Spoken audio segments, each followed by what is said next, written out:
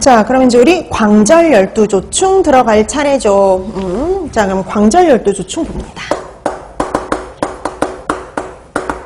광절 열두조충은 참고로 우리 단독으로도 나왔었어요. 벌써 이제 공개되고 나서 자, 광절 열두조충 뒤에 뭐가 붙었냐면요, 조충 이렇게 붙었죠. 우리 아까 무구조충, 유구조충 특징이 있었죠. 마디마디로 편절로 되어 있고요. 길이가 엄청 어때요?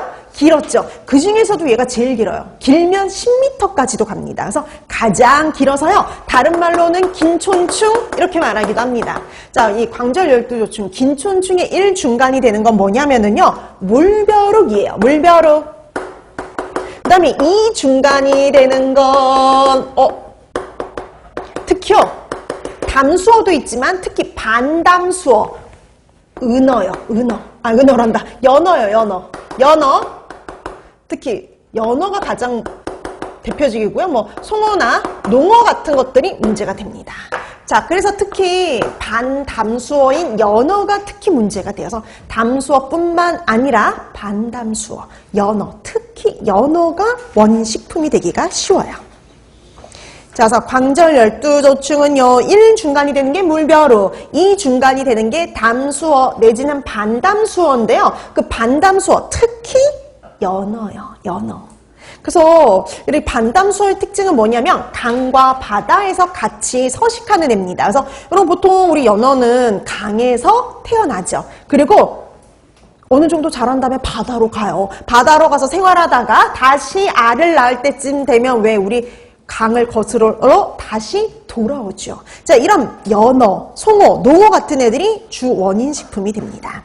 자, 그래서 시험 문제에서 이렇게 나왔었어요. 광절 열두조충에 감염될 수 있는 원인 식품은 이렇게 해서 출제가 된 적이 있어요. 구체적으로. 자, 그래서 광절 열두조충 하면 특히 연어라고 기억해 두시면 되는 겁니다. 자, 그 다음에 나와 있는 거 유구각구충입니다. 유구각구충. 유구각구충. 우리 프린트에서는 광절 열두조충 위라고 보시면 돼요. 위. 그래서 얘도 1중간이 되는 거 물벼룩. 2중간이 되는 거 뭐냐면은요, 담수어. 그럼 담수어 중에서도 특히 저기 강 바닥에 살고 있는 가물치, 메기, 뱀장어, 미꾸라지 같은 애들이요. 특히 그런 애들이 주 원인 식품이 돼요. 그래서 가물치, 메기, 뱀장어 같은 담수어. 근데 여러분 종말이요. 종말이 사람이 아니에요. 유구각구충은 사람이 종말 숙주가 아니라 개나 고양이가 종말 숙주가 되어서 개나 고양이가 종말 숙주인 거 유구각구충입니다. 그래서 여러분 유구각구충 사람이 종말 숙주가 아니에요. 그런 애가 하나 더 있어요. 맨 마지막에 나와 있는 아니사키스. 아니사키스. 그럼 아니사키스, 유구각구충 이 둘 다요, 사람이 종말 숙주가 아니에요. 사람이 종말 숙주가 아니에요. 사람의 체내 내에 들어와서 그냥 유충 상태로만 존재를 하고 절대 성충까지 가지 않습니다. 그럼 거기 보이시죠? 아니사키스 맨 마지막에 누가 있어요? 고래가 종말 숙주예요. 고래. 그래서 우리 바다에 살고 있는 포유류인 고래가요, 종말이에요. 그래서 얘는 일명 고래회충이라고도 부르는 애입니다.